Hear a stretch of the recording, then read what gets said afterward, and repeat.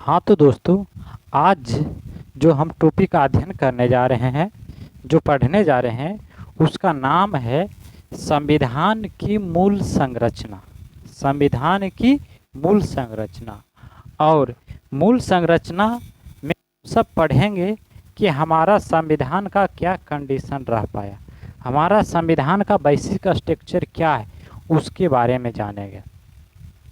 संविधान की संशोधन जो होता है वह आर्टिकल 368 के तहत, ये तो पिछले क्लास में हम देख चुके थे। यानी संविधान का संशोधन जो होगा वह अनुच्छेद 368 के तहत होगा। किसके तहत होगा? 368 के तहत होगा। और जब 368 के तहत इसको किया जाता है और ये जो अधिकार दिया गया है, यह अधिकार संसद के पास है। यह अधिकार संसद के पास है कि संविधान को संशोधन कर सकते। तो मौलिक अधिकार का संशोधन होगा कि नहीं, इस पर अभी हम चर्चा करने जा रहे हैं। हमारा जो मौलिक अधिकार है, क्या संविधान फिर हमसे मौलिक अधिकार वापस ले सकते हैं कि नहीं ले सकते हैं, इसके बारे में अभी हम चर्चा करने जा रहे हैं। तो सबसे पहले एक केस आता है, एक मामला आता है जिसका नाम है शंकरी प्रसाद मामला। शंकरी प्रसाद मामला। शंकरी प्रसाद मामला कब आते हैं? तो जिस समय फर्स्ट संविधान संशोधन हो रहा था 1951 ईस्वी में, उसी समय चर्चा किया गया था कि संविधान का यानी संपत्ति का अधिकार में कटौती किया गया। जो हमारे संविधान में संपत्ति का अधिकार जो दिया गया था, इसी मामला के अंतर्गत संविधान के जो यानी मूल अधिकार है, मूल अधिकार में जो संपत्ति का अधिकार दिया गया था उसमें कटौती किया गया। क्योंकि अनुच्छेद 13 में कहा गया है कि विधि को नहीं बदला जाएगा।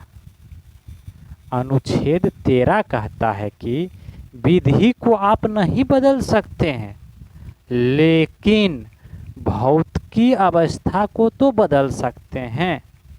अर्थात जो नियम कानून है उसको नहीं बदल सकते हैं।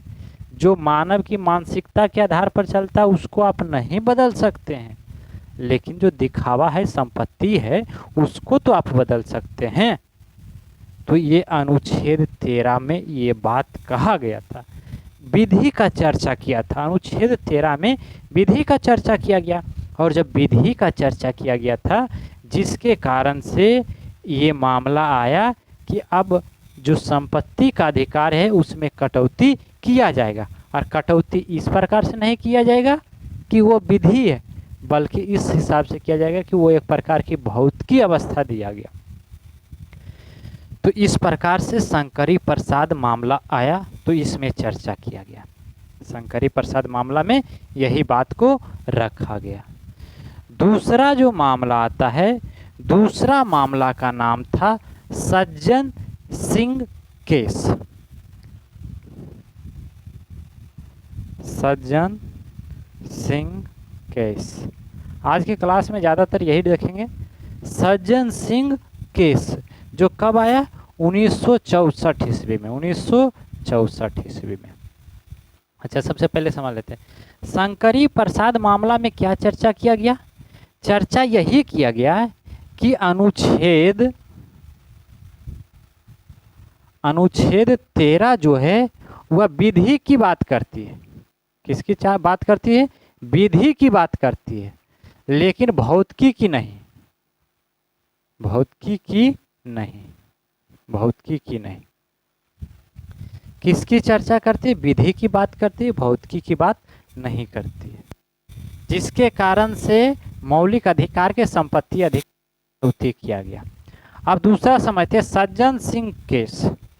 सज्जन सिंह केस में क्या कहा गया था, इसके बारे में आप समझते हैं। में उच्चतम न्यायालय ने शंकरी प्रसाद की मामला को सही बताया। फिर जब शंकरी प्रसाद की मामला ही सही बताया गया कि अनुच्छेद 13 में तो विधि की बात कही है, तो जब विधि की बात कही तो उस हिसाब से तो परिवर्तन किया जा सकता है, और उस हिसाब से जब परिवर्तन किया जा सकता है तो उसी को सही माना गया। और अनुच्छेद 13 के अर्थ में, 13 का अर्थ में कानून नहीं है, अर्थात अनुच्छेद 13 के पास ये अधिकार नहीं है कि वो इस मामला को रोक सके, कारण कि उसमें इसकी चर्चा नहीं किया गया है, उसमें इसकी चर्चा नहीं किया गया। तो इस प्रकार से यानी सज्जन सिंह केस जो है इसी को सही माना, इसी को सही माना। तीसरा आता है, तीसरा केस है गोलकनाथ मामला। आप समझते हैं, गोलकनाथ मामले। गोलकनाथ मामला जो है वह 1967 में आया, 1967 में। और 1967 में जब सर्वोच्च न्यायालय की व्यवस्था की प्रतिक्रिया में संसद के 24वां संविधान संशोधन 1971 में कहा गया है कि यदि अनुच्छेद 13 और 68 को संशोधित कर दिया जाए तो मूल अधिकार को वापस भी लिया जा सकता है। अर्थात गोलकनाथ मामला के अंतर्गत आया कि इस हिसाब से तो अब अगर जो अनुच्छेद 13 में ही परिवर्तन कर देते हैं, अनुच्छेद 13 को ही बदल देते हैं, अनुच्छेद 13 में ही परिवर्तन कर देते हैं और अनुच्छेद 368 में भी परिवर्तन कर देते हैं, 368 में भी परिवर्तन कर देते हैं। और जब 368 संविधान की मूल ढांचा पर अटैक करता है, मूल ढांचा को बचाता है, तो यही नहीं रहेगा तो हमारा मौलिक अधिकार को छीना जा सकता है, वापस लिया जा सकता है। किस मामले के आधार पर? गोलकनाथ मामले के आधार पर। किसके आधार पर?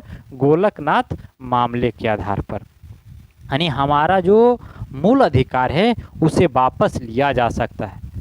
फिर आता एक मामला केशवानंद भारती मामला, चौथा केशवानंद भारती मामला। केशवानंद भारती मामला, केशवानंद भारती मामला जो है वह कब लाया गया था? तो 1973 ईस्वी में। कब लाया गया? 1973 में। 1973 में सर्वोच्च न्यायालय ने इसके बारे में क्या कहते हैं जो समझते हैं। सर्वोच्च न्यायालय ने गोलकनाथ मामले में अपना निर्णय के प्रतिदृष्ट का मतलब हुआ ओवर रूल, मतलब गोलकनाथ मामले को ओवर रूल करते हुए, उसको पास यानी पार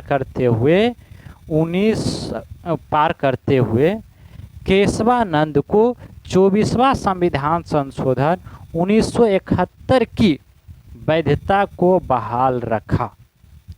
मतलब केशवानंद की केस का बात जो कहा था उसी बात को रखा गया, उसी बात को रखा गया। यदि अनुच्छेद 13 और अनुच्छेद 68, अनुच्छेद 13 और अनुच्छेद 68 को संशोधन कर दिया जाए तो मूल अधिकार को वापस लिया जा सकता है, मूल अधिकार को वापस लिया जा सकता है। लेकिन केशवानंद ने इसमें कहा कि मूल संरचना में कोई परिवर्तन नहीं किया जाएगा। केशवानंद भारती आया, इस मामले में बोला गया कि वैसी बातों को चेंज नहीं कर सकते, वैसी नियमों को नहीं चेंज कर सकते हैं जो मूल संरचना है, अर्थात जिस पर हमारा संविधान ही टिका हुआ है, उसको आप चेंज नहीं कर सकते हैं, उसको आप चेंज नहीं कर सकते। तो इस प्रकार से किसके द्वारा कहा गया था? केशवानंद भारती के द्वारा, केशवानंद भारती के द्वारा। 1975 ईस्वी में एक और परिवर्तन किया गया, जिसे इंदिरा नेहरू मामला के नाम से जाना जाता है। पचमा, इंदिरा नेहरू गांधी के नाम से जाना जाता है, गांधी मामला।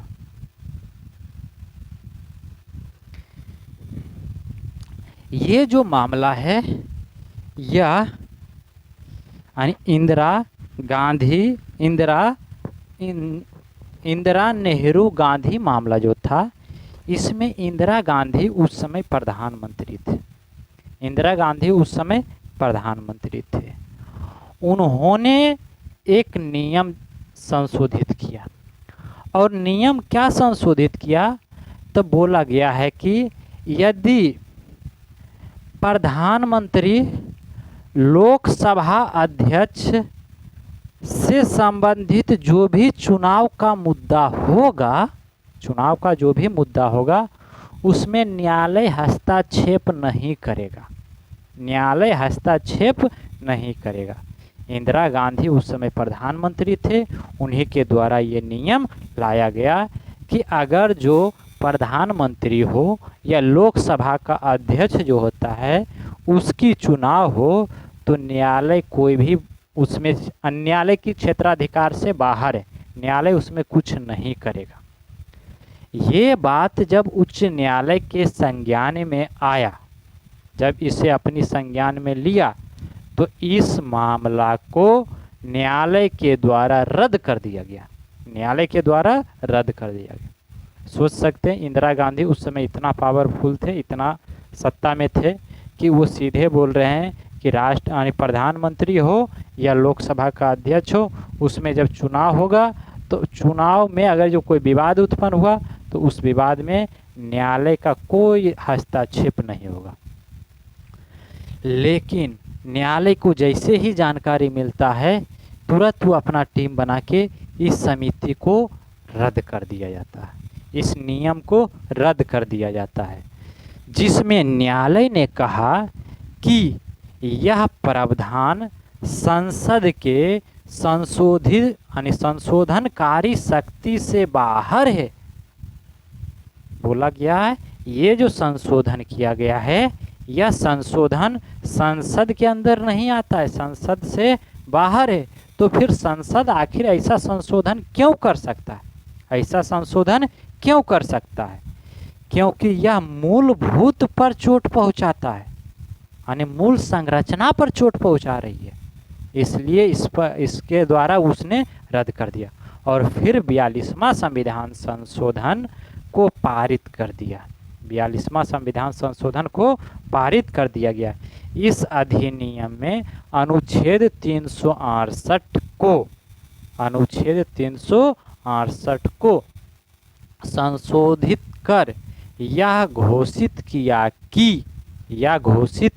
कि संसद की विधायिका शक्ति की कोई सीमा नहीं है, संसद की विधायिका की कोई सीमा नहीं है।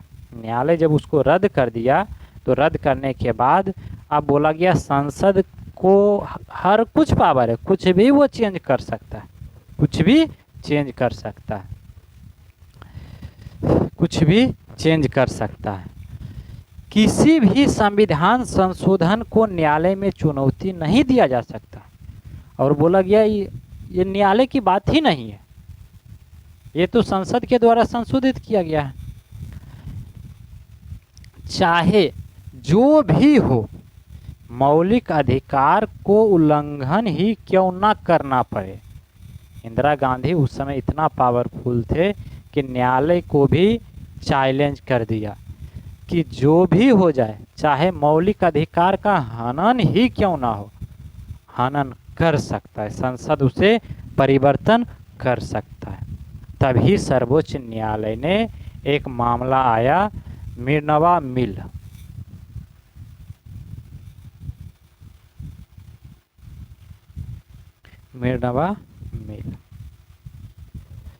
इसमें क्या कहा गया वो समझते हैं।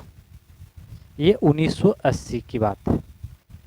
इस प्रावधान को अमान्य कर दिया गया क्योंकि इसमें न्यायिक समीक्षा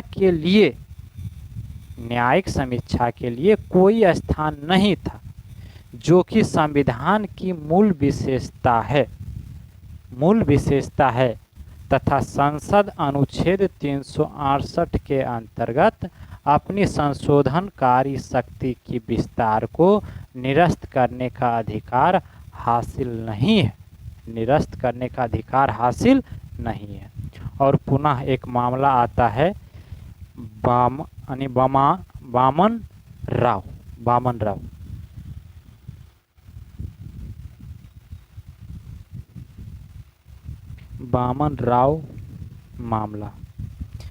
राव मामला में क्या कहा जाता है वो समझते हैं। 1980 में सर्वोच्च न्यायालय ने मूल संरचना के सिद्धांत को मानते हुए यह स्पष्ट किया कि 24 अप्रैल को जो केशवानंद भारती मामला आया उसी के अंतर्गत लागू किया जाएगा। केशवानंद भारती जो मामला आया था उसी के तहत कार्य चलेगा और 24 अप्रैल 1973 में आया, इसी को लागू किया। इनका कहना था कि मूल ढांचे में परिवर्तन